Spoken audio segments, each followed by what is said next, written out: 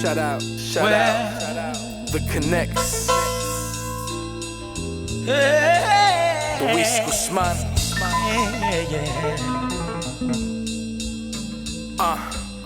Don't ever go, never leave my side. Passion's all I have, courage is my drive. And if I lost you, I would lose it all together. I wouldn't have composure to get it back together.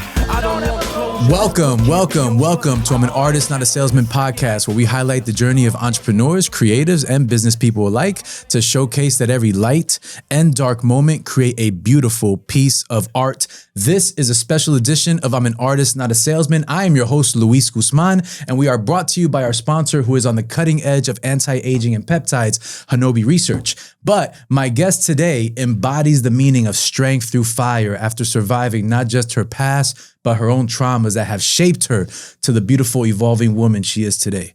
She is a reality star who is known for being on all 6 seasons of Mob Wives, a loving mother, grandmother, as well as a businesswoman. She's had her hand in everything nowadays, including Bad Body Butter, collagen, sparkling protein, and even a children's book that shows the love of a grandmother and her grandson. She has overcome substance abuse addiction. She has learned to love herself and work on the inner pain she kept in for many years. She has also lost over 50 pounds and has embraced this new her in this chapter of self-love, reflection, and truly living life on her terms with passion and gratitude. She's got a heart of gold. And with Valentine's Day around the corner, she is ready to debut her Married to the Mob immersive dinner show at the Avenel Performing Arts Center, February 13th to the 15th. Get ready for the family drama, the Oscar and Emmys for the gangsters. Brought to you by a true mob wife. She is here in studio live to talk about it all. Renee Graziano, welcome to the show. That was the best introduction I've ever received. Seriously? In the 12 years I am working. That Wow. was the most kind. And you know, my new thing is I try not to cry. No, please. That was so beautiful. Like, I don't look at myself the way you just said that. Really? Yeah, well, that's part of my journey. That's my journey that's too. That's the healing Yes, part. no, that's but the healing part. I was like, oh, I want to meet that bitch. Well, that's you. And then it's like, oh, wait, I am her. That is you. Thank you so much for what you said. Listen, thank you. And I always, like I said, we met through a text message. So Yeah. you probably like, oh God, who is this guy? So the fact that you made time to sit down with me, I will never take that lightly. I will make sure that your time is appreciated and your story will be shared with true intention and true respect for your life and what you've done. You speak so eloquently, and you speak from I can hear your experience by the way you talk. Thank I you. can tell you've been through things. Just by the way you read what you read, the highs and lows and the voice for specific, I can tell that you live a life of experience. Yes, and I thank you. And I told you off camera that I feel some kindred spirit towards you because not exactly the same, but we have lived kind of not similar, but close to. Like, Right. I struggle with weight. You struggle with weight. My dad was in and out of jail. Your dad was in and out of jail. Correct. My dad never ratted. Your dad, you see what I'm saying? Never. Yeah, and I remember this vividly, the trauma that came with that. I would beg my dad, like, please just, nope, not doing it. And, just small things like that. Like, it's just, I feel that you don't have to be, you could be black, orange, green in between, right? Yeah. But we're human beings. Absolutely. And we share certain things in life that shape us. And I have that kind of like kinship towards you with that. So Well, I wanted the to let you know. Manjaro has shaped me now. Well, it's working great. It's working Thank great. you. Seriously, Thank you. You look amazing. Thank look you. amazing. I think for me, and these are things I'm 56. God bless. So thank you. I've been to treatment a bunch of times, but the last, back in 23, I made a decision to start healing. I like it. All before that, I didn't even understand what it meant. Uh-huh. Like someone would say, oh, you're so entitled. I was like, what are you talking about? I'm just fortunate. I didn't realize, like even words that I knew, I didn't understand because I didn't look at myself that way. But I could tell you today, what I know about myself is I'm the complete opposite of everything I thought I was. So I thought I was ugly, stupid, fat, just not good enough, not smart enough, not pretty enough, not worthy enough. And I lived as I was broken. Right. Today I could tell you, and something we talked off camera, but I'm in sobriety. My journey is not an easy journey. It goes up, it goes down, but I am sober. Awesome. And I'm also 3 years, it'll be 3 years on April 1st that I'm completely celibate. Talk about April Fools. Yeah, right? And not dating, nothing. And Cut everything off. every single thing. And that was probably the best thing. I mean, getting sober, of course, but I think for me, it was probably better than getting sober because the men that I was choosing were the ones that were feeding off of my insecurity, not weakness, because I'm far from weak. No, he's strong. Yeah. Right. They were feeding off my insecurities and they were creating havoc in my life. And chaos to me was so normal. Like it's tattooed, caution and chaos. And this has to do with from my Xanax days. I would put it, I'm a lefty, so it would go from, oh, really? Come on, this is weird. Yeah, we're only like, we are 5% of the world, left-handed people. 5 to 10%, it's gone. But I'm 2% of the world because I have green eyes, dark hair, and I'm left-handed. Oh, my Lord. Yeah, we'll get into that. Okay, my bad. So I would say, I would take my pill with this hand, and I knew, caution, here comes chaos. So I did that. As a reminder. What is ahead if I chose to walk down that path any further. But the men in my life, I was addicted to power. I was addicted to my lifestyle, which it's all men. Yeah.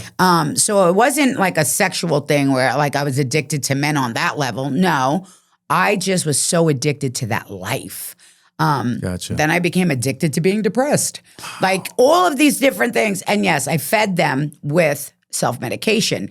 But, there's so many ways that people explain addiction. So my addiction didn't start with drugs. Obviously, I think it started with power. Yeah. As a very young girl because, and I could tell, entitlement, but not self-entitled. I had to look that up too. There's a difference with someone who's self-entitled and I was entitled. My father gave me the world. Anthony's daughter. Yeah, which was the greatest title in my life. I love my child more than life itself, but Anthony's daughter was a better title than just being a mom.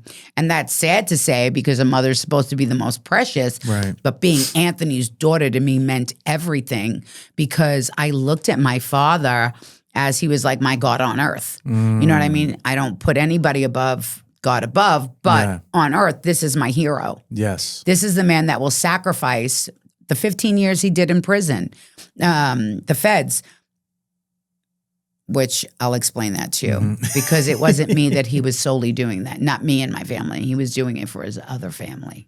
Really? And that other family, which is the mob, comes before your blood family. That's true. Yeah, that's the... that I had to wrestle with because tough. First of all, my father was never going to rat. He's self-made. The man did not know how to read and write at all. Wow, man. Went to jail and learned. Father, he went to jail. I heard this somewhere that for stealing cereal for his brother or sister when he was a young kid. When he was 10? He was 9. He was 9, sorry. And his first time he got arrested. So my father is one of 11. Okay, wow. So his mom and dad, my grandpa, Sal, and I didn't care for my father's mother. I call her Faye. They had 4 children. 1 boy, my dad, and he had 3 sisters, Mary, and then he had 2 twin sisters, Sally and Adrian.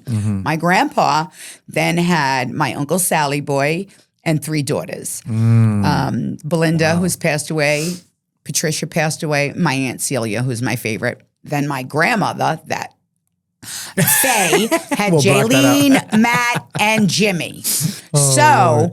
My father was really the only super success. Well, I don't know if we can call it successful in that sense. Like, I mean, he made his own in his job. He made his own. He was like super successful. But he always took care of his family. So he was shipped off to live in California with his mom when his parents got divorced, and he was 9. He lived in a trailer. Wow. They had newspaper on the windows. They had no food, no money, and he robbed cornflakes to feed his sisters. My father's story I learned when he passed. Growing up, my father would always make sure we were fully covered. It was very strange, like Took extra. care of you. Yeah, always, sleeves, pants, yes. people in the house. And I didn't learn until after he passed away that his sisters were sexually molested by the mother's boyfriend. Oh, my God. Who, that man, Jesus. died in an electrical fire somehow. Whoa. Yeah. Look at that. Winky dinky. And my father was shipped away at 12 years old after that. Where did he end up at 12 years old? He went back to New York. So my father's life of crime, I can say, started very young. Very young. But that's why I couldn't understand why we always like zip it up. And he was so strict with us. Because of what he knew. But I never knew it. So I never understood my father. Like if he would have said that to me, I probably would have fell apart at a young age. But now as a grandmother, you're so overprotected. I'm the same way. Mm-hmm. Like anybody comes, don't even look at my family. Yeah. Like I hardly post my granddaughters. My grandson is like my best guy. He has like besties, man. Yeah, like he's always. But my granddaughters, I kind of shelter because I'll get a comment from a man like, "Oh, they're so pretty." I'm like, "You're sick. You're sick. Why are you looking at my grandkids?" It could just be a person saying they're pretty, but it could for be a me personally, yeah. why would you talk about somebody's little kids? I don't understand that. Yeah, that's weird. I think it's weird, period. Yeah, don't even mention the kids. Right. I don't understand it. So, I have a lot of my father in me. I love that. But strong, resilient. Thank you. And, fighter. I'm a fighter. You're a survivor and a fighter. Yes, and I think that's one of the most beautiful traits your father has given you that you got from your father. Because that strength is because that's who he was. Yeah, he was a fighter as well. That's right. And you got that from him. And I'm just curious to know, because you told me about all the mad decisions you made with men, but normally when you do that, it's because you've seen it in your home, so you kind of want to follow that man. Was that your father, or where did that come from? What was that? My parents are together. That's what I'm saying. Yeah, your parents were good. My mom was 15, my dad was 18. My parents have been together all of their lives. Wow. Married 16. My mom was 16. My dad was 19. Married with child. Done, finished. Wow. My mother's never, ever been with another man aside from my father. Wow. She went on one date prior to my dad, and it was with Robert De Niro. No, she really? Yes, he took her to Rye Playland. Get out of here. And my father then threatened him and said, "Don't come back around." He threatened Bobby? Yeah, because my father could care less. My father was a real gangster. Yeah. So my mother was magnificent. She looked like Raquel Welch. Gorgeous. Wow. My father, that was it. And they were together forever until he died. Look at that. So I've never seen abuse in my household at all. Never. Okay. Yeah, my father would get mad and break things, but he never touched my mom. Never. My older sister caught beatings left and right because she was really bad. Really bad. She would rob the car, and he had I remember this one. Yeah. She robbed the car to go to Great Adventure with my father's younger sister, Celia. Oh, boy. And she wasn't coming home. My mother calls my dad. My father has to charter a jet. Now, this is back in the day. Charter a jet. Charter back in the day. So let's say Lana was 17. She's 8.5 years older than me. So I'm 8. So shit, that's a long, 48 years ago. People really, I did. 48 years ago, people weren't really the jet thing was a little bit different and it was pricey. Yeah. And he waited in the bushes, and him and Lana and my Aunt Celia caught but what a beating. And I was like, ha, ha, ha. I caught one of those beatings later on in life. Was it when you snitched on the piggy bank and your dad slapped you? I got smacked for that one. I got smacked. You can't be snitching. I was 8. I didn't even understand what it was. He was like, he put me on the table. We cracked it open, and he's like, "Where's the money?" I said, "Lana took it." Bam. Don't you ever rat. He said, "Don't you ever tell on anybody again." I said, "But you asked me." He goes, "I don't care who asked you." That's how I learned. But that lesson was both a blessing and a curse. Why is that? The curse came because I never told the abuse I was enduring from my ex-husband. And you know what's crazy? Several of my boyfriends were abusive. Yeah, I wonder why you were kicking the same. My self-esteem was beneath the ground. I did not view myself as valuable at all. Where did that come from, though? I don't know. My older sister, heavy, but if she was insecure, I never noticed it. My little sister, very secure. Yeah. Very, very. My mom is secure. My father, I don't know. But you carry yourself with so much security. You would think so. Right. All of my life, everyone always thought I was super secure. I just hated everything about myself. I hated the way I looked.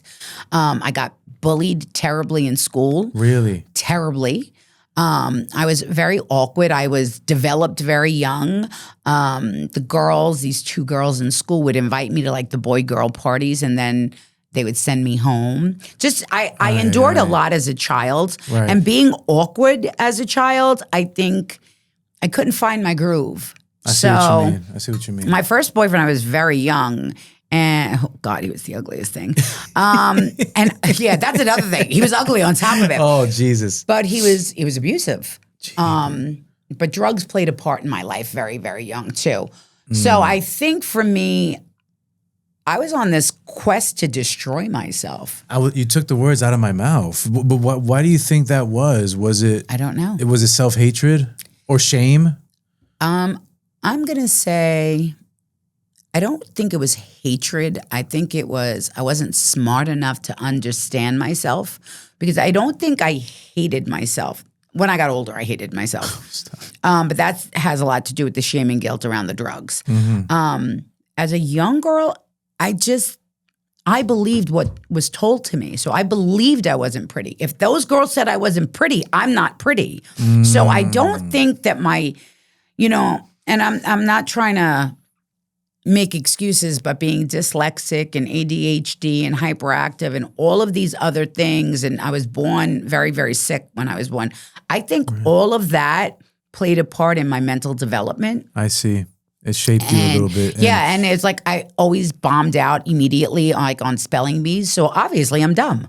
You're not though, but I get it. But I'm not. But obviously I am, because I'm like the first or second one out. Yeah. I couldn't score well in school. I couldn't test well in school. Like I don't have that scholastical brain. Like my little sister Jennifer is 4.0 valedictorian NYU graduate. Wow. My sister Lana, she's the money girl. Like she had restaurants. She knows money like my father knew money. Me, I was just like this.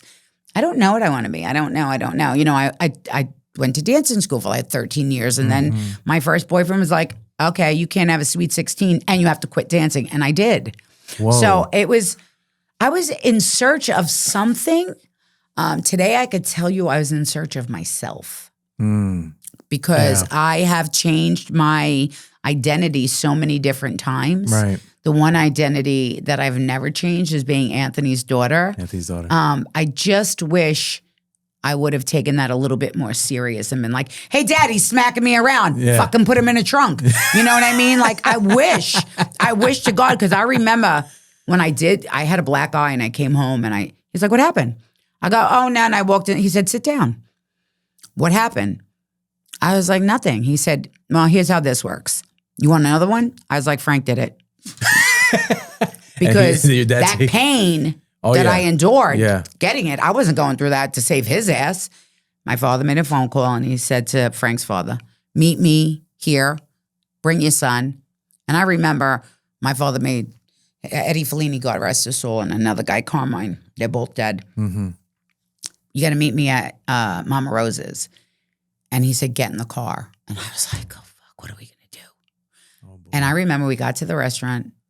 I sat down. And he said, don't look out the window. Because now and it's so funny, they were Lincolns. That Lincolns are in the parking lot. Frank's there with his father. He says, don't look out the window. Did you look? Of course I did. You told me not to do something. You're going to do it. Like, don't press this button. I'm going to press it. Yeah. That's hot, Renee. Really? So I looked out the window and I watched him get it, break an arm. Whoa. Yeah. I mean, he must never have tripped touched and you fell. again. That was the end of it completely. There was no contact after that.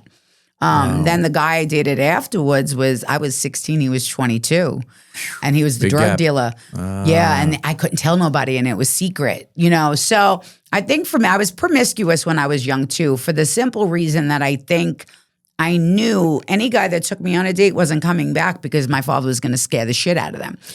He had this room with all animal heads. He would like to hunt. My father, game farm back in the day. So we would sit them under the empty space and say, touch my daughter and your whole family's going up there. I knew I was going to have one chance at this. So I figured I'll excel in one area and maybe he'll come back. And that's how I thought. So I thought that small of myself.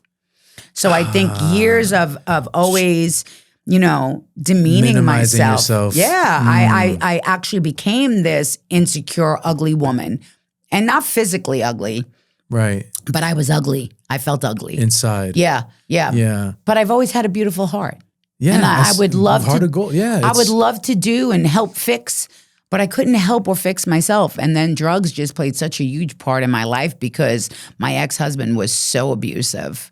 Oh, God. Very evil individual. His last name, Pagan, fits him very well, which is so funny because the big Catholic girl marries a guy I know, with the last Pagan. name Pagan. And the church is Our Lady of Pity. I mean, come on. Come on. God was going, red flag. Yeah. But you were just like, no, like what made you so determined like to make that work? Because your dad didn't want you to marry him. No, because he told me nobody else will ever want me, my ex-husband. And I believed it. You know what's crazy though? I learned this in therapy. Tell me if I'm wrong. Okay. So when you're young, right, they say your brain is like a VCR that's on record.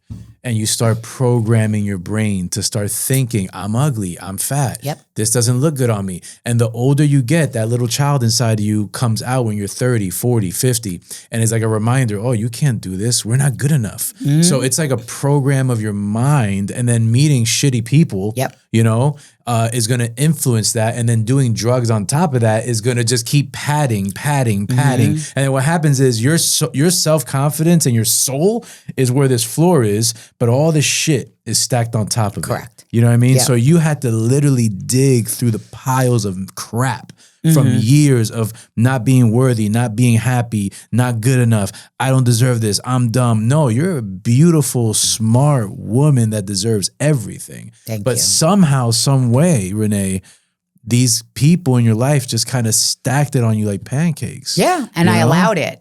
So what I'm learning now is you get what you allow. And I had an experience. I went out to dinner and I got into a fight with my sister, and her tongue is worse than a gun. And she you guys said, have that in common? Oh, so bad. No, she makes me look like an angel. Come on. Yeah, because she's smart on top of it, so she uses big fucking words and it just sucks. This minutia convoluted. Yeah. Like I'm like, really? I don't even know what that means. So you're not hurting my feelings. She said some things to me. My normal reaction would be to fire back, but I started therapy. When did you start therapy? Okay, so true story. Never shared this yet. Okay. So in October, I went to Florida and I decided I just want to live. So I hit a rough patch in recovery. I came home and my sister wasn't talking to me. Everybody was mad at me because I stayed in Florida for an extra week by myself, just running around the streets. Gotcha. And she said, I'm not talking to you. That's it. Until you go to therapy, figure out what it is that makes you this way and why you're insecure. And all of, the old Renee was coming back. She was on her way. She was creeping. She was there. Yeah. She was there. She was peeking and I saw her and I didn't care. Because you were like, F it. Like, that's it. Right. Like, yeah. Case of the fuckets. Yeah. Yep. So she said, until you have a therapist for 6 months and I get monthly reports, I'm not talking to you. Wow. So everybody was like, Renee, really, you gotta think about how, God has really picked you up from 3 ODs and so many other things in life. Yeah. So I started therapy. And actually, Mike, the situation, this was November 13th, I think it was. It's my wife's birthday. Wow. Oh, she's a Scorpio. She's a Scorpio. I'm a Scorpio too. Are you? November When? 2nd. Oh my God, that's my ex-husband's birthday. Are you kidding me? Fuck. Are you? Stop. I swear to God, that was my sober date. And I'm Puerto Rican. And so is he. I know. But he's also the devil. You're not. So November 2nd was my clean date. Wow. So, awesome. Okay. Yeah. So, wow. My sister Jennifer's a Scorpio. My father's a Scorpio. You want to hear more? My dad's a Capricorn. He's the oddball. My mom is Scorpio. My sister is Scorpio. My dog is a Scorpio. And my 2 stepchildren are Scorpios. Oh my God. Pretty wild, right? That's terrible. I know, but we all get along. It's weird. Wow. And I'm a Cancer, so I'm a hot mess. I'm surrounded by Scorpios and Taurus. Oh, I'm totally Lord, fucked in life. So I go, Mike, the Situations, his lead guy, I'm speaking to, and I asked, for a little bit of help with finding a therapist. He recommended somebody. Her name is Monica Martino. Okay.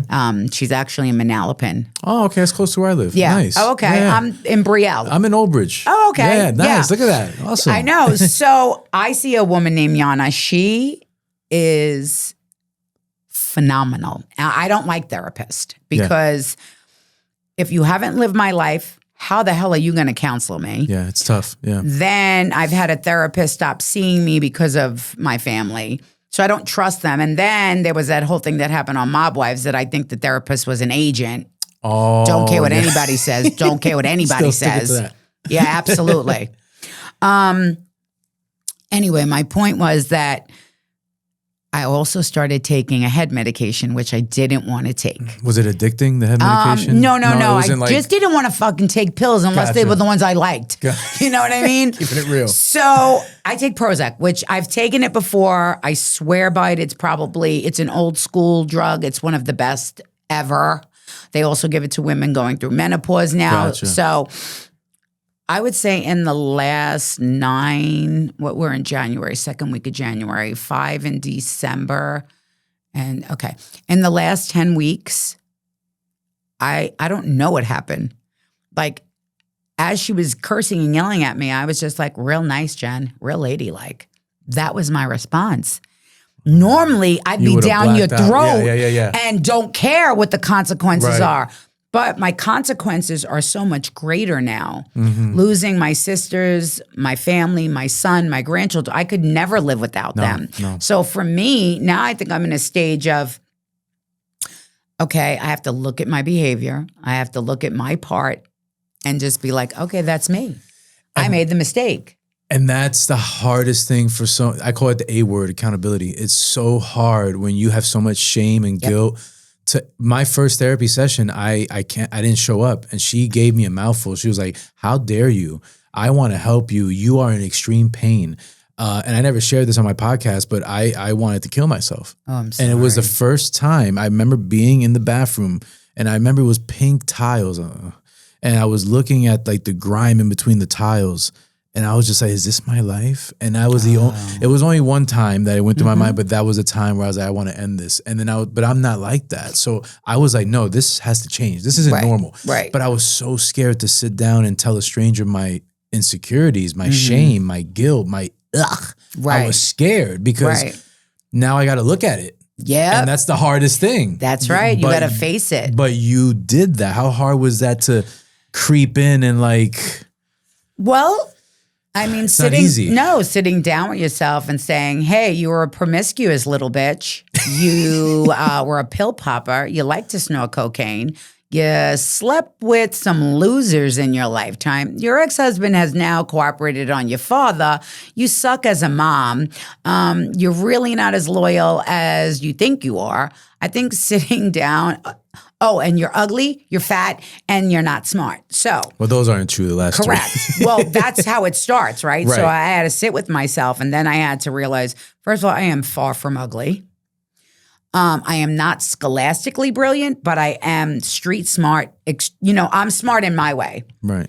I had to sit there and be like, okay, so what? You slept around a little bit when you were young. Big deal. Make mistakes. Okay, whatever. You have to forgive yourself for that. I could write a sex book, which I did, by the way. I have an erotic novel. Okay. So I was doing research.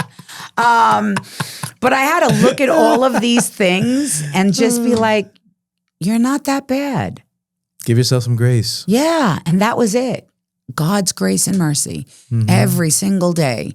I thank him for his grace and his mercy, because without his grace and his mercy, I probably wouldn't be here. So although suicide is not part of my story, the thought of it runs through half of America. Yeah, so I'm not suicidal by any means, right. But I would say things like, oh, my son would be so much better off if I wasn't here. Life would be so much easier for people. Right. Yeah, you know, relate, and yeah. that doesn't make you suicidal. It just makes you like doubt yourself enough.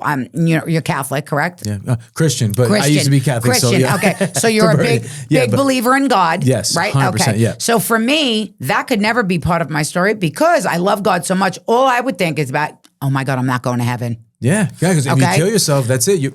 Listen, they You go- should teach every kid that more Seriously. and more and more and Yes. more. So you drive it through their head, and then the kids that don't believe that the kids that want to kill themselves maybe would stop and think, okay, I can't go to heaven. You know, so for me, that kept me alive. That kept me alive. You didn't want to leave God down and your family. No, I didn't know? care about anybody but God. Yeah. And that's So- fine because that's the That's my the family has vindicator. my Yeah. back, but understand when I say that the only person that has me 365, 24/7 is God. Amen. That's it. Amen. You know what I mean? Yeah. Humans make mistakes. Humans are, there's not perfect, there's error yeah. with human. You know what I mean? If you depend on a human, they're always going to let you down. Correct. Always. That's why So- dogs are better companions. Dogs are amazing. Yeah. Dogs are the best. They are. They'll never let you down. Never. You can literally be yelling at the dog because he Yep. threw up on the carpet and Yep. someone knocks on the door and he's like, wait, forget about yelling at me. Let's see Yeah. who's at the door. And they'll Like, cuddle next to you and they'll Yeah. keep you warm Yeah. and they want love just as much as a human. Yes. And I think that life is, I used to say, life is a bowl of cherries. How come I got all the pits? And now I could look at it and be like, those cherries are good. They taste good. They're sweet. Because now I 100%. learned how to eat the cherry There you go. and just the pit, flick it. Flick it. That's Yeah. it. Out of sight, out of mind. Don't carry or harbor any type of heaviness on yourself. You know? Yeah, 'cause life is heavy. Yeah, and it becomes part of your brain. Like it was a issue that I still had to deal with that, I was 330 pounds. I lost, I'm 210 now. So like 100, but it was a journey. It was like 8 Yeah, of years, course. 8 years, And my wife will tell me, because I'll look at the mirror and be like, I'm fat. And she's like, babe, don't say that. Because Right. the more you say it, the more your brain will start believes. to believe it, and then it will happen. Well, So- that's what why the tongue is so dangerous. yeah, because it's the thing that, I really believe this, that, God is everywhere, right? Mm-hmm. But the devil can only hear what you say. He can't hear your thoughts. Ooh. Okay, so the devil screams, God whispers. So Yes. sometimes you have to pay attention to the sound of the whisper because the devil's so loud. Yeah. He's so It's loud. all over. That's And right. it's You can't hear God all the Yeah, time. yeah. And- That's why sitting in silence is so important. Yes. Yeah. Yeah. And really taking stock of yourself and say, okay, I know who I am. This is lies. Mm-hmm. What I'm saying about myself or thinking about myself is not true. Correct. I'm this, that, and the third, and find out where it's coming from and put a butt in it. Because Yeah. if you don't, it can eat you alive. And it did for me. Like I said, I'm 56. I think I really only started living 2 years ago. I mean, don't get me wrong. I didn't always do drugs. So Right. I partied. Big difference. I became an addict. My ex-husband shattered my sacrum, my broke a God. rib. So the Oxy 80s is what Pain medication. Yeah. I was prescribed 2 a Yeah, day, and 8 milligrams of Xanax from doctors. Yeah. I Because they're was making money off of it. hot. No, they Yeah. did what my father said, make her better. Make her better now. And they didn't want to get your father upset. Correct. So they just polluted me. You know what I mean? And that's how I became involved with pills. Otherwise, I never touched pills before the age of 36. I was cocaine and champagne, and I don't even Party really drugs. drink. Right, but it wasn't much. It was just a little here, a little bump, and yeah. Correct. Yeah, gotcha. So it was Never weed. No, I only smoke pot like on certain days, like on a Sunday, and I watch cartoons and order Chinese food, or a Saturday because Kung Fu, like Chinese. karate was on and stuff. I used to love to watch all that stuff. But that was it. Like I wasn't a weeder. I was a party. Party. Yeah. And, I was the rich white girl who can have whatever she wants and no one's going to tell me no. The pills, woof, that was took a me whole nother thing. within a week. Oh my God. Within a week. And then I stopped taking pain medication completely. That was it. Cold turkey. Yeah, never touched it again. Wow. I only take it if I have surgery or something. Right. The Xanax, I couldn't stop. That's the most addictive opiate. Because there I was is. sexually assaulted Oh my God. by a predator, aside from my Are ex-husband. you kidding me? In a hospital, yeah. Oh my God. Why? And it destroyed How? me. Like, what the- Oh, well, they put me in the nut house for like a 72-hour holdover. And a nurse tried to. No, a patient. Oh, A okay. patient there came into my room and assaulted me.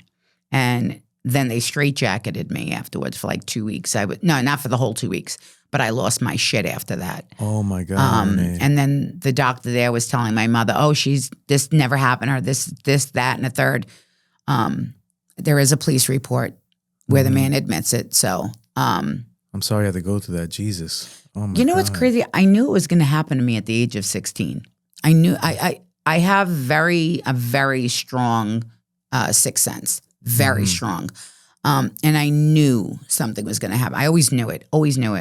I've had my share of the date rape. I've been roofied. My ex-husband's just an evil individual. If you say abuse, it would include sexual, mental, physical, and emotional. And then as an adult, that one person. It kind of like came all back. I just knew it. It was really, really strange. Yeah. And I think that's why I'm so with my grandkids, because I know what life is. You've been through it. Life right now for many is very scary. Kids are getting kidnapped and all this wild. Ubers and this and that. It's It's insane. It's completely insane because the world is nuts. and these phones. Like this, I'm worried for kids. You should be. This is We scary. all should be. I mean, we used to play outside. We used to get yelled Right? at. Come inside. Right? Yeah, it's not like that. How about no when you made a more. mud cake? Oh my- yeah, the mud cake. Well, you pitch. All Oh, right, we we were open up little the fire extinguisher. we were little gamblers, so we were pitching quarters on the side of the house. But you were outside. You Having were swimming in the fun, pool. You were interacting. yes. I was not allowed to sleep out. My father, that was a big thing. Yeah. No, I mean, I get it. very protective. Yeah, protective. That's But- how we are with my grandkids. But to see this, right, like where we came from, where we had so much access to freedom, but we didn't abuse it, and we were giving that grace. Versus now, these kids are stuck to these phones. I wonder what the suicide rate was back then compared to now. It probably went up like 50%. Yep. From back in the drug day. addictions. Drug addiction, not feeling worthy enough because I'm on the phone looking at Instagram. Pedophilia. comparing I mean, I'm yourself. sure that There's always so existed, much, yeah. but not at the level it does now. No, it's a lot harder for kids now, I think. That's why they're all so introverted. Yeah. They're so on TikTok. They're so vibrant, but you put them in a room with me and they can't say 2 words. I know. know? That's why my grandson, he's so much like me. He's I love just the got videos such a you guys thank do. you. He's That's got such a cute, yeah. huge personality. He's like my best guy. But life is crazy, and I think I had to stop and like smell the roses. Even if they're not in the room, I had to pretend. Press the brakes. I had to like actually pretend at some points in my life, like convince myself that that smell would be in my nose, that I can actually do it now. Right. You know what I mean? Like I had to realize God has given me way more than 2 chances. I've been hit by a drunk driver, left for dead, flipped the car, Oh my God. 3 ODs. I died on an operating table with plastic surgery. I don't know how I could walk or talk after the physical beatings I caught from my ex-husband. There is so much. Like they call me the cat. Like 9 lives. yeah, but I said after the OD in 23, it's actually I think 4 ODs. I said that's it. I don't have any more. I know I don't have any more lives. Like I can tell you that. Yeah, you had to like. Really Like I do can the tell work. you, Yeah. I've used my last. If I had 9, It's expired. That's it. Yeah. Yeah. And I think it's because I think you finally took the step and the initiative, like I told you, the accountability to say, look, Renee gotta look at herself. This is not gonna feel good, but the work that you do day in and day out for your mental health and for your physical and your whole being, I mean, it drastically has changed for you. It has. But I will tell you this: the journey is not easy. I think it's hard. losing the weight made a big difference in the way I feel about Renee, in the way that I can look at Renee. Like, bitch, you're pretty. Oh, you look good. Yeah. Now, the other side of the journey with the drugs, there's plenty of days I want to self-medicate. Plenty, But absolutely. Like this, Yeah. I don't sleep. So my addiction is more about sleep because I go 3-4 days, no sleep. My Why? body, yeah. So my frontal lobe is always on. It's on fire. It's red. So I had my brain mapped, and the brain is like green with orange and yellow. I have solid red and solid blue, which is very dangerous. So this is for my sleeping. It's drained, and this is always on. So the second I lay down, this is on. I will think about, and this is what's crazy. I can't stand my ex-husband, and I don't care if he dropped dead. Yeah. Okay? But I will think about when he cheated on me on this date, this thing. I will think about those girls throwing me out of the party. I will think about all of the things I've ever done wrong. That one time in band camp, or, I make a joke all the time about that one guy. Oh my God, I can't remember that guy I slept with. What was his name? Like, there's so many things that'll run through my head at night. And then all of a sudden the devil will creep in and he'll be like, you're not as good as you think. And I kid you not, it happens day 2. It's usually around day 2 of no sleeping that those thoughts will come back. Otherwise, it's just like I'll think about a million different things. So my insomnia plays a huge part in why I had self-medicated in the past. Yeah. What did your therapist say about that? They can try to help curb that. So unfortunately, there's not really much. I try white noise, brown noise, purple noise. I tried every fucking color of the rainbow. Wow. Does I not use work. white noise. Does it? Not for me. But I'm like you sometimes. I'll sit in bed for like 2 hours straight. And I'm like, why can't I? And I'm thinking about the stupidest thing. Like, why did I say that on the podcast? Yep. Oh God, did I offend that person that I said that to? I should have said thank you. Oh God, like it happened yesterday. Well, that's your frontal lobe. It turns on. It happened yesterday because my engineer here, Eric, he left and he didn't. I didn't see him. I didn't say bye to him. So I texted him, "Hey, sorry, I didn't say bye to you. Thank you again." And he didn't respond. So I was just like, "Oh God, is he upset?" Like it's all these small. It's stupid small stuff, but it's just noise. Well, it's that's not the real. insecure mind. That's the insecure mind that's trying to creep in and say, "Yep." You are not good enough, like you said. But there's ways to combat that: self-love, gym, working out, taking a walk, meditation. Have you ever tried any of those things? Meditation. Please. I like medication, not meditation. So one thing, do you ever do breath work? No. Oh my God, you got to do breath work. Yeah. Holy shit. Stop. So it's like the 15 seconds in. Oh, no. You have to go and they teach you. Really? Yes. All of your trauma. Listen, it's not supposed to happen on the first time. I was rolled up in a ball. I never cried like that. And all the trauma started. You feel it leaving. It's like cathartic. You got it. Jesus. Oh my God. Really? However, I have to do it again. I think now for me, at nighttime, I know this sounds even crazier. So I watch murder mysteries. Okay. I watch Dateline a lot. So that's a trauma response. Yeah. I heard. Yeah, that's a trauma response. It soothes me. Okay, I'll tell you why. But then it makes me anxious.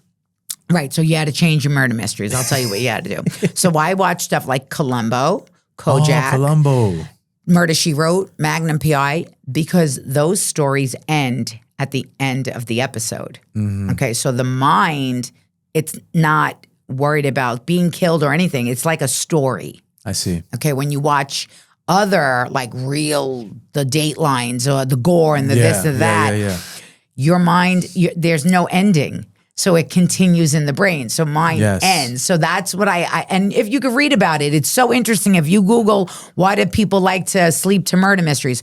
It's also makes me feel like I'm safe, which is so weird. Wow. Because him or her get rescued in the end. I see what you mean, yeah. That's what it is with me. Wow. Yeah, it's really, so Dateline is more vicious murders. Yeah, and it's nobody's getting rescued. Yeah, and you hear they're dead. Yeah, they're dead, and they're trying to figure it out. And then I'll go to sleep. I'm like, oh my God, is there somebody trying to come into the house? And I mean, listen, I'm a gun carrier, so I have I'm protecting if that happens. But still, it's like I don't want to feel like that. Well, I have to have the TV on.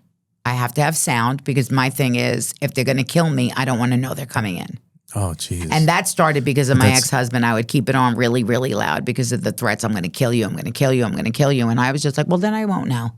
And then the Xanax became heavier for me at night. I'll be like, I'll sleep through the murder. Who cares? Jesus. Like it became like a sickness. Like I said, you know what I mean? So I got so used to self-medicating that I also depleted my brain of very important, components. And I mean, you're filling it up with so much stuff that's heavy that it didn't leave room for anything else. No, because you were consumed not even by my it. happiness. It didn't leave room for happiness. Yeah, it was just like consumption of negativity. Yes. And I'm sorry, hypervigilant. So I know PTSD. every exit. Yeah. I can tell you every exit when I walk in a place. When I go in a hotel, I want to be closer to the exit. Like I look for this. Yeah, I think that's PTSD. I have that because my wife knows this when we go out to have dinner dates. When we sit down somewhere in a booth, she's like, "I know, babe, you have to see towards the door." I said, "Yeah, always. I gotta sit where the door is. I have to see if my What's back coming. is to the door. Yep. I don't feel comfortable. Yeah, you know? I'm the same way, and I'm a girl, and I'm not supposed to be like that. And again, it's trauma. Like I remember being like maybe 6 or 7 years old, and my dad, man from the streets, drug dealer. He was, connected with a lot of people and, wasn't doing right by my mother. They got into a really big fight. Like at 3 a.m, I woke up, what's going on? Right. And all I remember is my dad with a knife because my mother was trying to call the police and he was cutting the phone lines. Wow. In the house. Wow. Yeah. So that's when I'm telling you trauma and growing up and not understand, how do you take that in as a 7-year-old? You can't and you don't. And it's the knife because you in your mind you're probably thinking, what else is he gonna cut? Like the brain doesn't think, oh, he's just cutting the phone lines. Yeah. You know what I mean? Like even as adults, we see someone take a knife, we think someone's getting stabbed. Yeah, absolutely. It's scary. Yeah, and it lives with you. So Yep. Every time I take blood work, I faint. Really? I'm scared of needles. Oh, wow. Yeah. And I think my therapist told me it has to do with that knife situation. Yeah. Like I'm terrified of needles. Well, I'm not. I get them in my lips. No, no, I'm not. I'm not afraid of going under the knife. I'll tell you that much. Right. Oh man.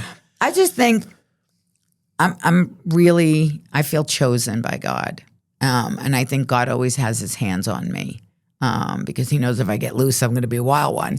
But I also think the devil is losing his grip, and that's why he tries his hard. So the devil will try harder with the person that will always turn to God.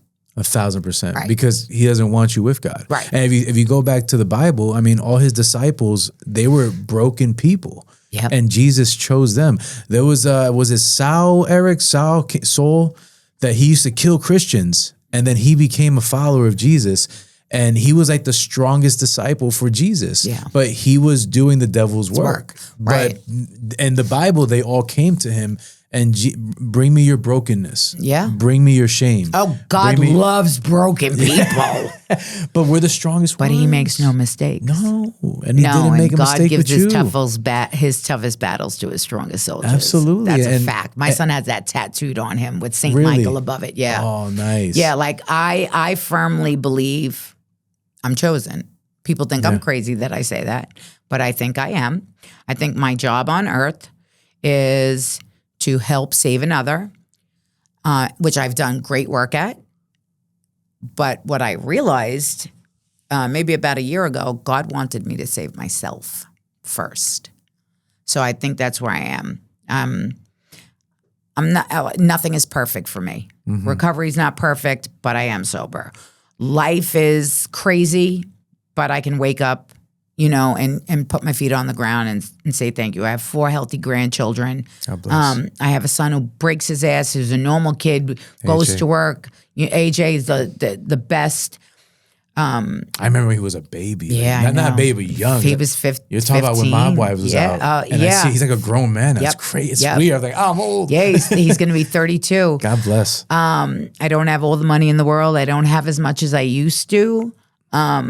Monetarily, I went through something that somebody robbed every single thing I owned. Wow. How? When I went into treatment, I trusted somebody with everything because I was moving. Yeah. Everything. And I guess her life wasn't really perfect and she thought she could sell off whatever.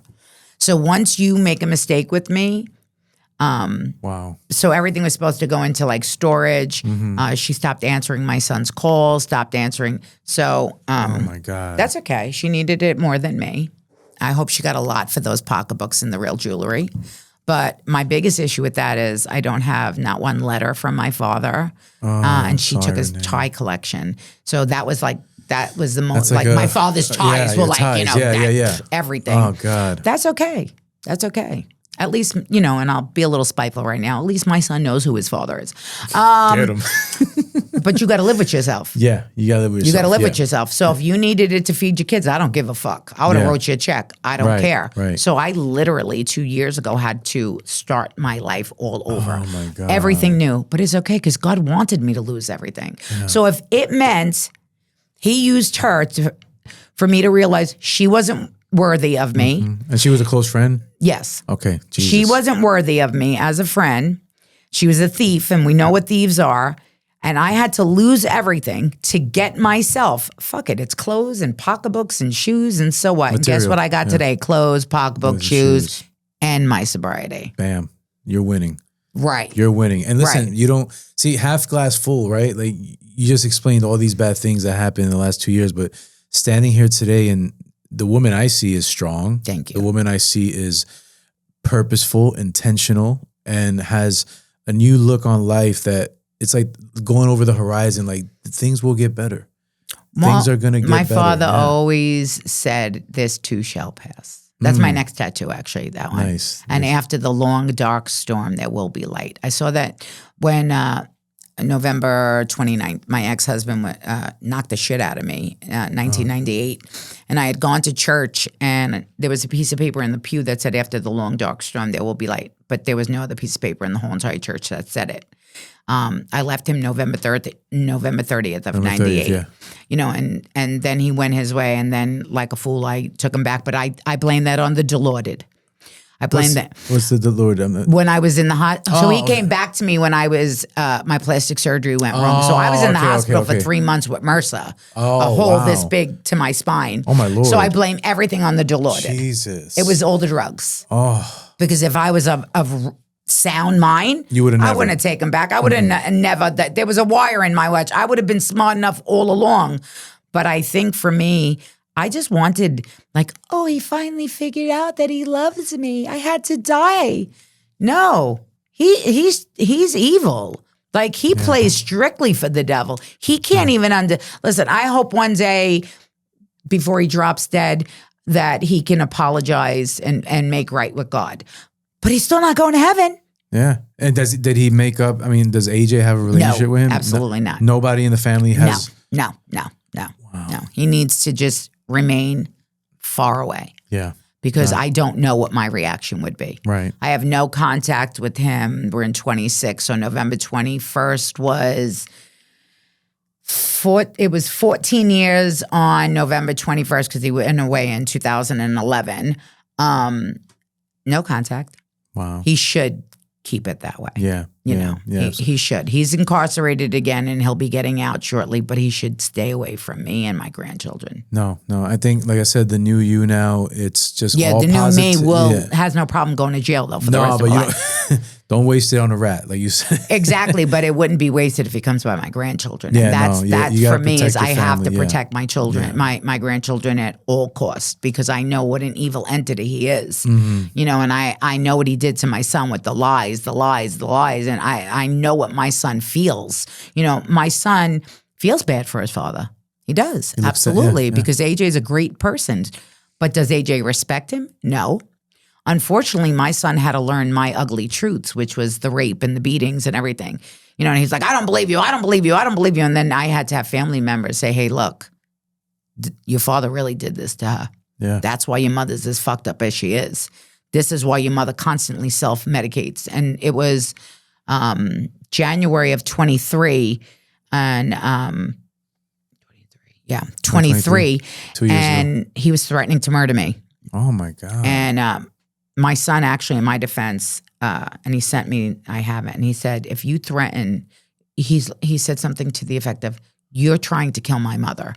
Like, no matter what you do, every time that she goes away and gets well, you try to do something so she dies. And my son just went off, and it was in a text message. And it was that moment I've been waiting for with my son. Because as much as I said, your father's garbage, I left it up to him to make those decisions. You know what I mean? I know that I don't want him to have any communication. Today, he has no communication, but who am I?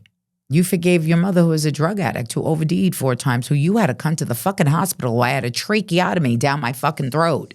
Like, you had to see that I did that to you. So if you can forgive me, which I am grateful for, then his business is his business over there. But he knows the position I have. AJ just, I mean, who doesn't want to have a dad? Yeah, no, trust me. That was something I struggled with too when my father incarcerated and he came out and his health has been very deteriorated a lot. And, we had that moment where I said, you were never there for me when I needed you. And we had a good cry and we hugged. And, I love my father, even though I had to look at him through the lens of being a flawed human being. You know what I mean? And that's a man from the streets. Right, but he doesn't have a tail. Yeah. So I hope if AJ does have a tail, that's correct, right. yeah. So I hope if AJ does get close enough to hug him, it's like the knife goes in right under the rib cage. No, like I don't wish him death because that's too good for him. I wish him 100 angry Renees every day of his life. And let me tell you, one of me angry, I want to run away. Imagine 100. That's right. That's what I wish. I'm still shocked. The story I heard about the Rolexes having wires in them. All the jewelry, and it was all fake. All his watches, it was his watch collection, and he would switch off when he had meetings. Yeah. Yeah. Yeah. It's just the manipulation and Narcissist. Sociopath, everything. Yes. Don't care about nobody but himself. It's a sociopath with a psychopath tendencies. Yeah. Again, like he has blood cancer, but of course it's not the one that fucking kills you right away. But I hope he suffers with his blood cancer. I hope so. I hope he suffers some way. For everything he put you through. I'm sorry. I know that's not very godly, and me and God will talk about it tonight. But yeah, I hope he suffers somehow, some way, like by never having my grandchildren in his life. That's suffering. You know what I mean? I don't mean like road rash, get dragged by a truck, even though that wouldn't be so bad. I mean, AJ's mine. He's mine. He's a Graziano. Through and through, he's a Graziano, period. So when AJ changes his last name, which was our intention, you'll suffer. Yeah, absolutely. And then the fact that you have now your grandkids too, it's like, that has to be like a new lease on life for you. Like, absolutely. That's why I'd kill for them. Yeah, is it like seeing AJ all over again? Anthony is, yeah. I think with Anthony, I get that chance where I fucked up. And, I was... my addiction really took off. I'd say I was in 2016. That's how long ago? That was 8 years ago. Wait a second. No, 10 years ago. 10 years ago. AJ was 12. If he's 32, that was 20 years ago. 20 years ago. Okay. So 20 years ago, I started to party. 2008. Right. I started to party a little bit more. In 2006, I was introduced to the pills. Was this the Mob Wives era when you were shooting Mob Wives? I was half stoned in Mob Wives. Get out of here. Yeah, I was always half stoned. I would say half of the season I was stoned, I should say. I wasn't always high. But yeah, like I self-medicated a lot. That was obviously you saw me in season 4. Yeah, it was wild. But you were a G. I was high as a kite. Johnny Walker Black, some cocaine and Xanax. I didn't know what the fuck was happening. The producers didn't say anything to you? Well, that was the problem. They encouraged it. So no, I kept saying, don't put me in the scene. I'm going to hit her. I'm going to hit her. I'm going to hit her. And they kept saying, you have to do the scene. I kept saying, I'm telling you, I knew it. And as soon as she said what she said, I just walked. I was so Xanax that I walked around the table so slowly, and I put her in a headlock.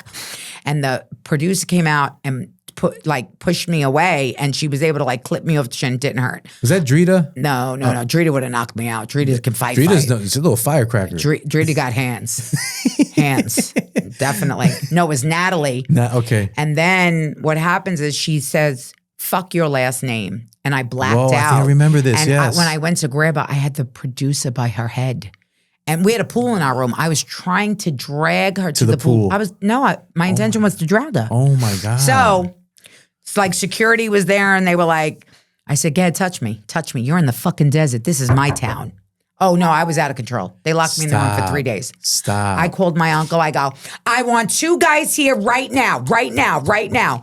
2 people showed up, and I said, "Go tell her. Tell her don't go to sleep tonight. Tell her do not go to sleep." Wow. Oh, I remember all. I mean, it's been so long ago, but I remember. I was like a You were psycho. on one. Yeah. You were just. Because my sister had to sit on me for like 10 minutes to calm me down.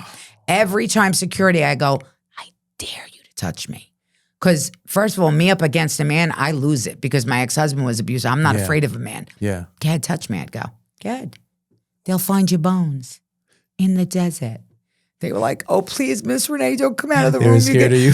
I'd open up the door. I go, "I'm leaving." And the guy would sit. Literally, they had him outside my door. I go, "You better fucking get up. You better move. You better move." Yo. He'd be like, "Please, Miss Renee." I go, "Gad, fucking call me Miss Renee. It's Miss Graziano." And I would just like throw this fit.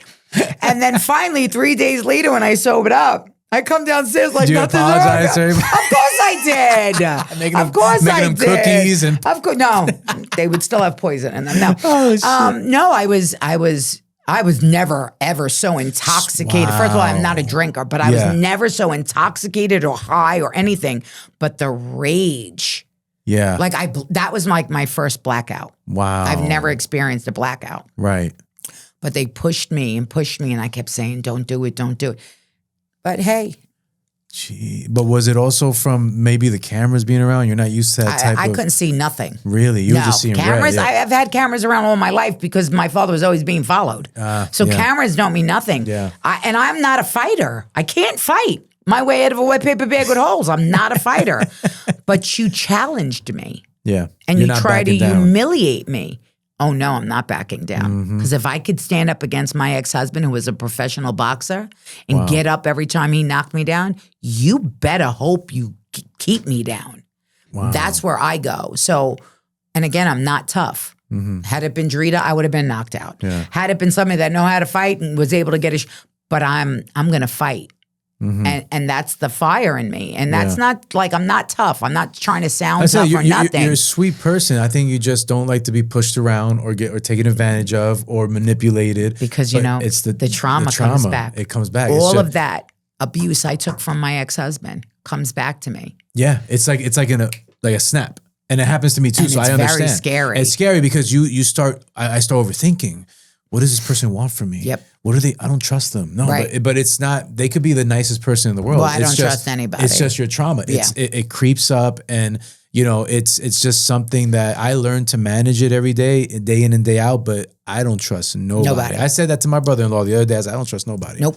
Nobody. Nope. And that's my own family. Yeah. And that's sad. Yeah. But I am. Listen, if my ex-husband could do what he did, lay in my bed, sleep with me, eat with me, wearing a wire, while having intentions to put my father, my uncle, my best friend's husband, and somebody else in jail, I am really sorry, but I trust nobody.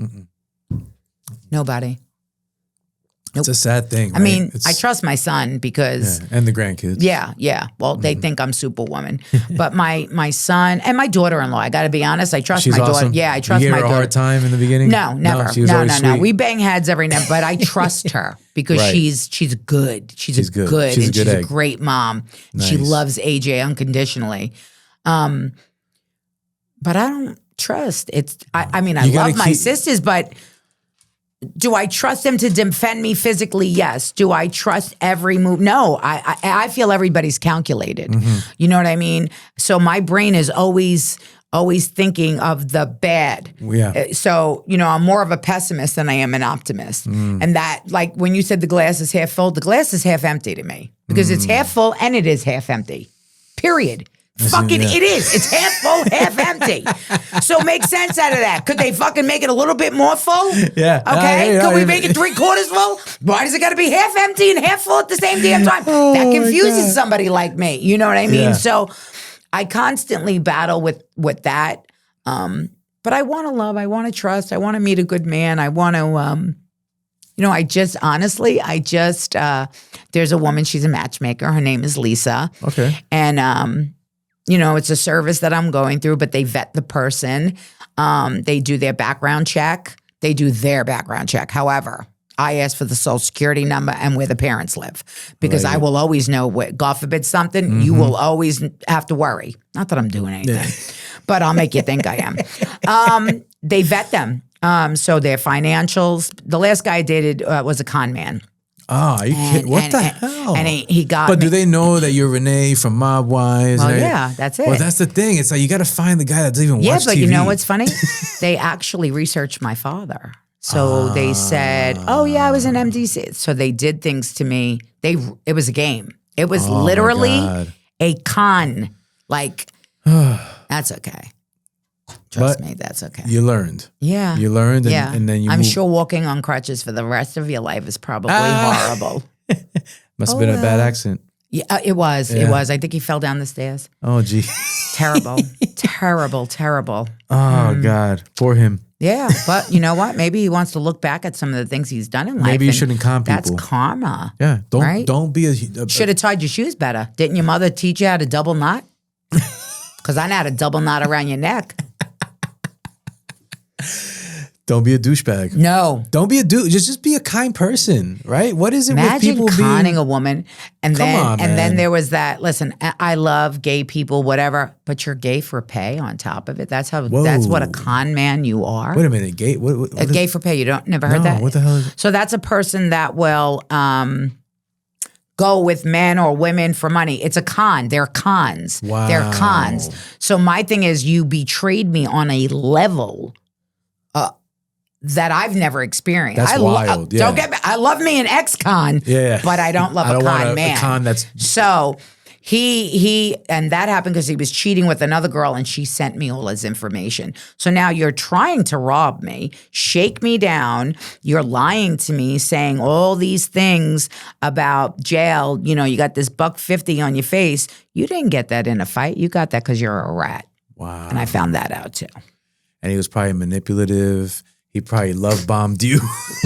Well, just punish me. No, it's all right. He love bombed you. He did. Yeah, but I was watching a show about manipulation and scammers. Did you ever watch Dirty John or the Tindler Swindler? Yeah, that's the one I saw. Tinder swindler. The swindler or whatever. Yeah. And this is a profession that they do. It is, and it's right here in New York. There's It's crazy. So there's like a code room, like a call code room. Stop. I found out everything. You're like a Everything. cop. Don't call me a cop. Private eye. Definitely no cop here. No cop here. No pigs. No. I can't say that. Our police department is important. Yeah. However. That sounded so scripted. I know.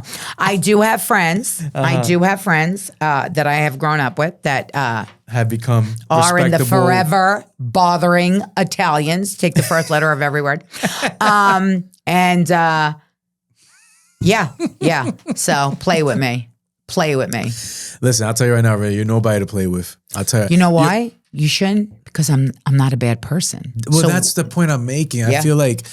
I feel like a celebrity can have a gift and a curse to it because people see you because they know who you are, who your father was, etc., and they prey on that. Yeah. You know, and it's hard because, you know, I'm doing this podcast and my wife always tells me, listen, you want it to blow up, but when it blows up, you can't go to ShopRite and just buy steak by yourself. Life gets different. It gets heavy. Yeah. Life gets you know, very everybody different. wants a picture and everybody wants to hear. And you know, we're human, right? We want to be pleasing to people, but sometimes you just want to be left alone. Well- and you want to find somebody that will genuinely love and care for you and not look at you as Renee from Mob Wives or Renee from being on, you know, boot camp, whatever. So it's one thing to be Renee Graziano, Anthony's daughter, and it's another thing to be Renee from Mob Wives. So who I am is Anthony's daughter. Who I was temporarily on television was a mob wife. So the difference is I was crazy on that show, but I was also going through a lot in my life. Right. I'm not that crazy in my life. You know what I mean? Yeah. So with this dating thing that I'm doing, like she says no last names. So they don't know who I am. They saw my picture. Now, me, Inspector fucking Clouseau, the Pink Panther, I got a picture. I'm running it through every database. But that's what happened to me now. I got that. You got that extra trauma on top of that now. On top of it that I trust nobody. I want to see your 401k. I want to see your IRA, your credit score, your this. I want to know. I need to know because I don't believe you. Yeah. You know what I mean? I agree. don't believe you. And that's a bad thing. That makes it harder to meet somebody. Yeah, it's tough. Man. But I will never, ever be taken advantage of. No, Family, friend, man, grandchild, son, you will never be able to walk on me again. And that, even my grandkids, when my grandson's always asking for something, you know, nay, nay, nay, nay, nay, nay. I'm like, no, like, I'm a grandma. I want to give him everything. But he got so used to me giving him everything that every time we're together, it's like, Spoiled, yeah. what are we doing? What are we doing? Where are we yeah. going? I said, we're fucking going nowhere. We're watching a movie on TV tonight. Yeah. Can't we go to the movies? I go to the movies. It's $100. No, seriously. $100. What's up with that? For a right? matinee? Yeah, for a matinee. $25 I'm gonna for 2 start saying tickets. I'm 65. Oh my. And so Well, is you he. only save like $3. And he's a midget, I'm going to You only say. save Small person, $3. small Yeah, person. small person, Excuse be me. I political. didn't mean that. I didn't mean that. She retracts Disrespectfully. that. She no, loves no, all no. I people. meant a small person. Small people. But I But do you see the world we believe live- they do say midget too, but I I don't mean it that way. But it's nothing. I mean, that's a whole. I know nother the whole can of world is worms. sensitive. Yeah. Everybody's Yeah. got their fucking So- period. Yeah. Seriously, we come from a God. time where it's like Men are you say- ovulating. the emasculation of Oh, men. I can't stand it. It's happening. It's happening. It's disgraceful. No, listen. My wife tells me all the time, I love that you're a man. You know, That some you're like guy a I went man. on a date. You know what the guy said to me? What? I said, "What would you do if we got like, you know, robbed in the alley?" Or something. He said, "I would call the cops." I was like, "Check. Wow. Please give it to him." He was like, "Why? What's wrong with that?" I said, "You're not going to defend my honor." Yeah, defend He your said, "And honor. God forbid Come get on. killed." I said, "Yeah, He said that. yeah." That's the way it works around Chivalry, here. yeah. Chivalry is dead, and so is that date. Jeez. No, I'm very old school. Yeah, Like I love you know, that though, yeah. I've had guys say, "Oh, you know, what do you bring to the table?" I said, "I am the table, and if you don't shut up, one of the sticks of the legs of the table will be down your throat. What do I bring to the table? You nuts? I bring me, Yeah. and me means you can't have anything I got." Well, first of all, everything is out of my name. It's all in a trust for my Right, grandkids. So right. I'm broke. But listen, it's just the fact that you've been through so much. You know, like you yeah. don't want to be taken advantage of anymore. No. You don't What want do to you, be taken. what? Hell no. 50-50? What is this, a raffle? No. Like, are you, like, no. No. I went on a date this one time, and my sister Jennifer kept saying to me, "Don't tell him what daddy does. Don't tell him what daddy does. Just you know, make jokes or whatever." Yeah. I'm like, okay, I got this. So we're going through the date. It's great. We're in this fabulous restaurant, Le Cirque. We're having a good time. He goes, "So what does your dad do for a living?" I said, "Time." And I started making a joke. And he's like, "What do you mean?" I go, "Oh, my dad's in a correctional facility." He's like, "Oh, okay." I was like, I have to go to the ladies' room. I get up, I call my sister. Oh my God, I fucking ruined it. I come back. He's not there. The guy brings a beautiful bottle of champagne, Cristal, 69, the rosé, the strawberries, the this, the that. Yeah. And the check. And I said, "Excuse me?" He said, "Well, the check is paid. He left you a note. He said he had to leave. He had a family emergency." Whoa. So I drank the bottle of champagne. I ate the strawberries, and my check was paid. So it's hard for me. Renee, I mean this wholeheartedly. I think that love is in the future for you, but I think right now in your time, focus on yourself. Yeah, focus on your absolutely. grandchildren. Yeah. Like you know how we don't trust anybody. So focus on the people you do trust. Your son, your daughter-in-law, your grandkids. I think that's where the real love is. It is. That's where you got to it's unconditional, stay. and they love me, and they don't look at me like my grandkids have no idea about addiction, and they love me. And they love you. They just, oh, grandma, that's it. It's like free love. Yeah. With no manipulation or malice attached to it. Yeah. It's unconditional love. Yeah, when they hug me. Well, Anthony's starting to become a little manipulative, but the other ones, like the twins, when they hug me, or my granddaughter Olivia, it's something so valuable you couldn't put a price on it. No ring, you no can't house, match that. no car, no plane, train, or automobile could ever equate to when they say, "You look beautiful, Nene," or "I love you." Like nothing. Greatest feeling in the world. It is. And I think you're truly blessed, Renee. I think that everything in your past that you've been through, it shaped you in some way, shape, or form. The highs, the lows, the in-between, the addiction, the trauma. But God, if you're not blessed today sitting here with me, a grandma, a mother, a loving family around you, and with the endless possibility that's in front of you. Which, by the way, let me tell you, on. this immersive theater that I'm doing. Yes. Okay, so it's called Married by the Mob. No, that is Okay. Please go. I am the groom's mother. My name is Cookie, and it is a mob wedding. So I don't know if you've ever heard of Tony and Tina's wedding. No, I haven't. So No, it's I'm sorry. interactive. So you eat what they what So yeah, you're at a real wedding. So you're going to a mob Really? wedding and you participate. And some people will have something under their card. It might say the drunk cousin or the tramp aunt or the gumara or or the wise guy. And then they participate in the wedding. It's super that's so fabulous. cool. It's out February 13th, 14th, and 15th at the Avenel. Avenel. Yep. It's my first time that I'm doing theater. Congratulations, Yes, man. That's I am awesome. Cookie Costanova. Oh, my God. husband's name is Chubby, and I can't stand him, but he's wealthy. My rival is my son's fiance's mother, Vivian, is my rival because she got knocked up on my high school boyfriend, who I still hold a grudge for. Sounds like a Puerto Rican family. And my son is marrying the love child. Stop. Yes, Oh and it's my chaos, God. and it's a real mob wedding, so it's going to be so much fun. That is tickets are on amazing. sale at marriedbythemob.com. I think we actually have, there's only like 50 something tickets left. Really? That's we sold out. One of my for friends is going. My friend Oh, Olga. my God. Yes, I told her about you, and she's like, You "Oh gotta my tell God, you she's what, having Valentine's Day. So this is what's hurting my soul. We are going to Puerto Rico on Valentine. I'm so That's mad. okay. When I saw the dates, because when I was doing my, to interview you, I was like, "Oh, I'm gonna go check out this with my wife." And I'm like, why does it have to be on the weekend? I That's won't okay. be. You But know are what? you doing more? Yes.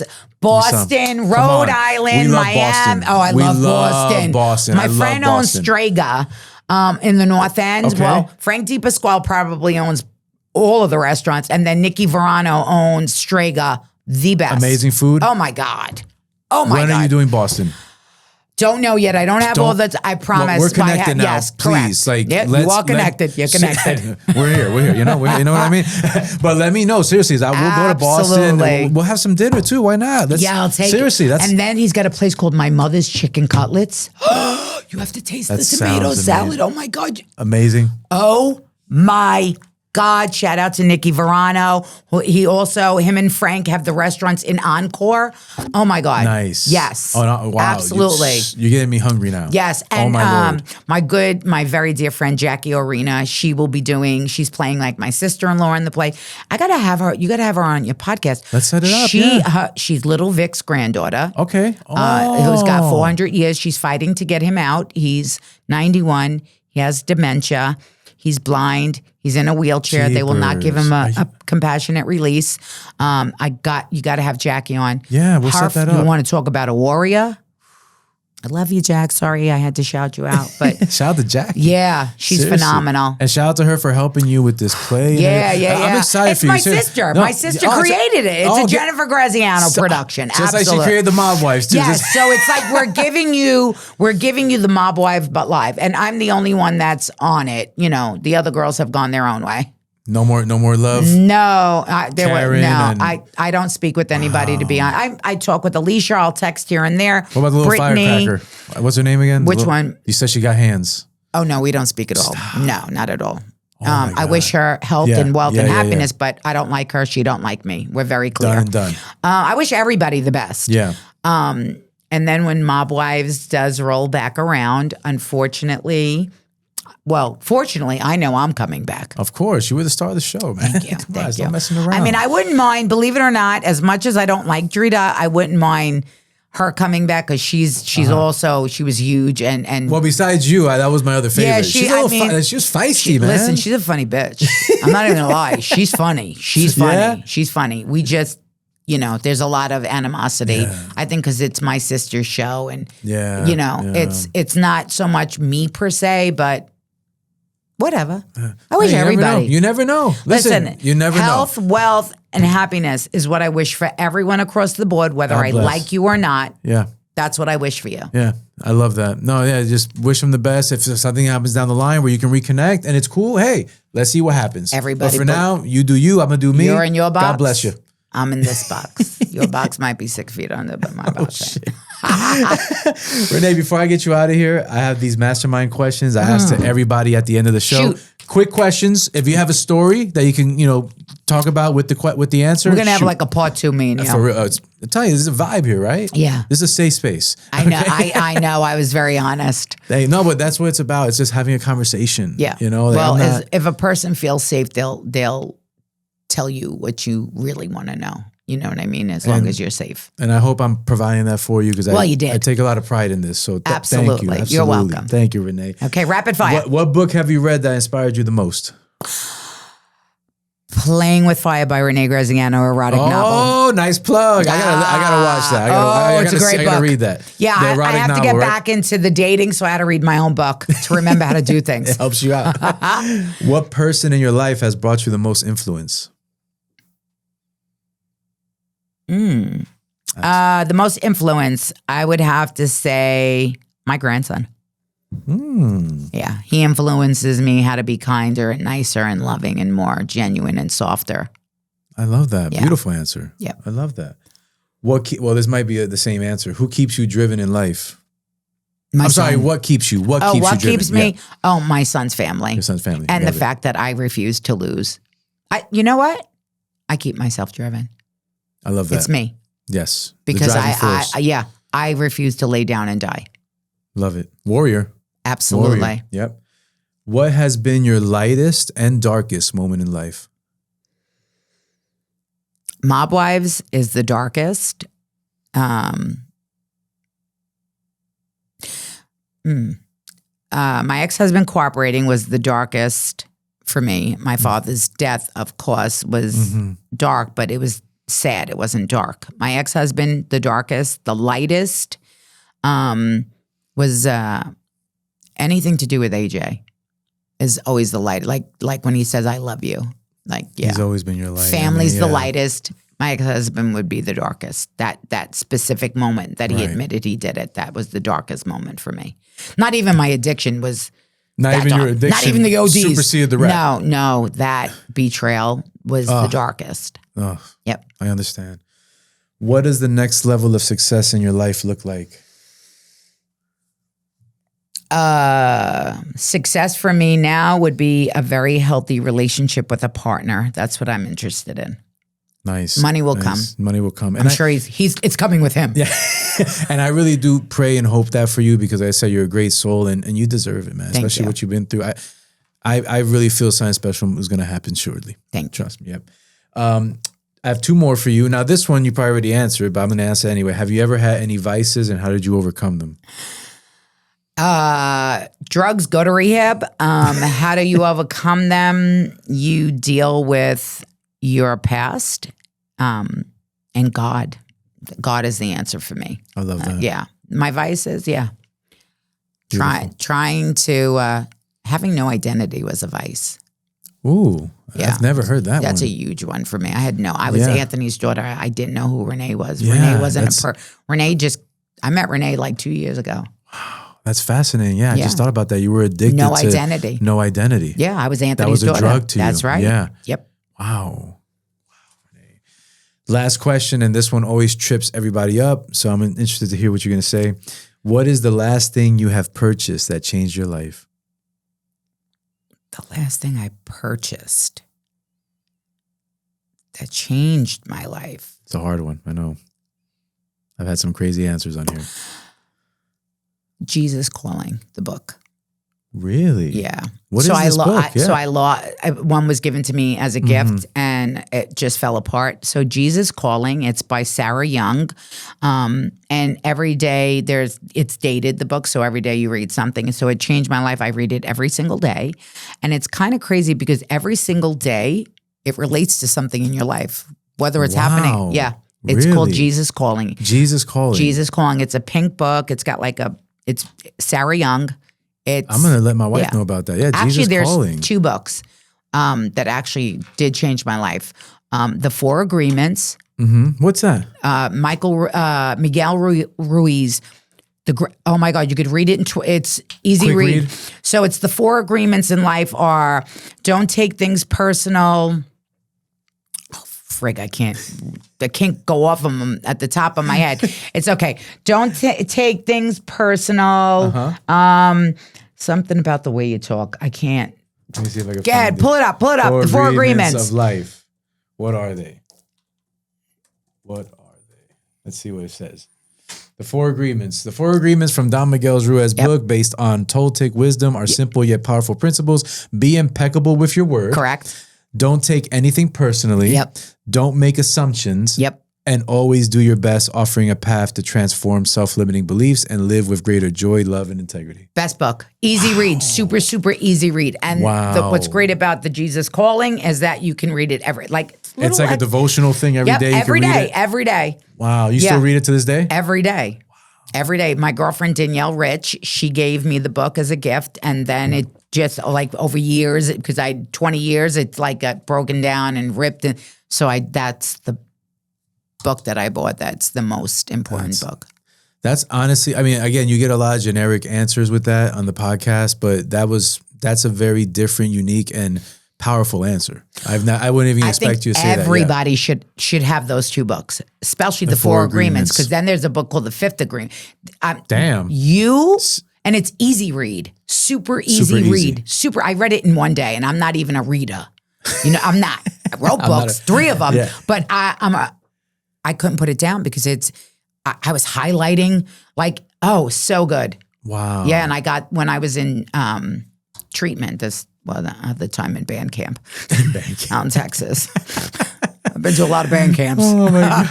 But I can't play a flute. Renee, you are a trip, but before I even, not a trip, you're fun. You have good energy. Thank you. I do wish you nothing but the best in your life now, as I feel like you're in your second coming. This is a rebirth. You know what my name means? No. Reborn. Rebirth. Really? Renee means, in the Catholic religion, Renee means rebirth and reborn. Look at that. Yep. Yeah. And it's happened 8 times. Tell you, God got his hands on me. For real. Well, this time you gotta make it the best one, because I think this is the best one. I think this is your most healthiest, your most clearest. That you have yes. been. You see what I'm saying? I don't think I've ever been so clear. Yeah, you're focused. Yeah, I can actually make sense. And Prozac has a lot to do with it. I'm dead ass serious. Oh shit! It has made me less reactive. Gotcha. Because I'm very, hot blooded. Bad temper. Yeah, it has made me. That's good. Yeah. Calm, collective. You know what? Family. You don't like me? Fuck you. You don't want to eat dinner with me? Starve. Whatever. Whatever. I'm always going to be me. I'm 2% of the whole population. And you know what's crazy? You say that, right? Because a lot of people, and I've been doing this for 4 years now, and they come in here, they sit down in front of a microphone, and all of a sudden they turn to somebody else. But you know who I respect? People like you, that whether you love me or you hate me or you don't like me, whatever, I'm going to tell you how it is. Kiss my doctor-made ass. I love it. That's how I feel. That's you. I love it. I love it. Much more love and blessings to you. And thank you again for doing this, Renee. Of course. I really do appreciate your time. And I hope you had a good time. Oh, I had a wonderful time. It's fun, right? Yes, we'll do absolutely. it again soon. I'm telling you. Yes, we will. Right after I do that play, we're going to talk shit. Seriously, I want you to come back. We'll have a good time. Yep. And we got to set up a dinner and, I'd love that. Yeah, let's do dinner. Yeah. We got to talk to Tony. Yes. Tony. Shout out to Tony, Labia Prime. Yeah. Oh, my God. I took my son for his birthday. I love it. What's your favorite thing there? I like the waffle cones. Just for food. Oh, you just I'm a foodie. Yeah, you put something in front of me, I'm going to eat it. His steaks are phenomenal. Oh, his steaks are great. No, Tony is, he does a great job. The cones? I love those waffle cones. Oh my God. I'm getting and he's a really good guy too. No, he's a good guy. Sweetheart of a guy. I've known Tony almost 3 years now. We build a bond. Yeah. He's a very solid person. Yeah, solid. Always we're there for each other. We're always shooting ideas off from one another. And, you need people like that in your life that understand your journey and want to see you succeed.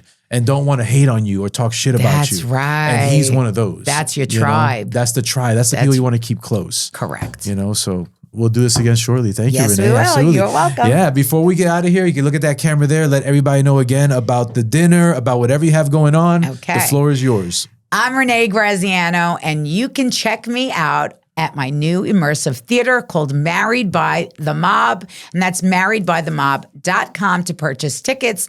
But if you missed that, you can get my Bad Body Butter, and that's at badbodybutter.com. Smell delicious and let your skin be hydrated. Beautiful and dangerous. Bad.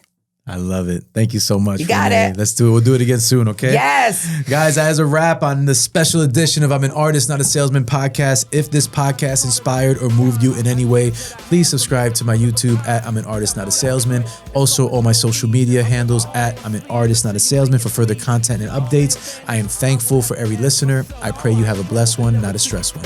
Peace. I need you by my side. Without you, I would die. If there's no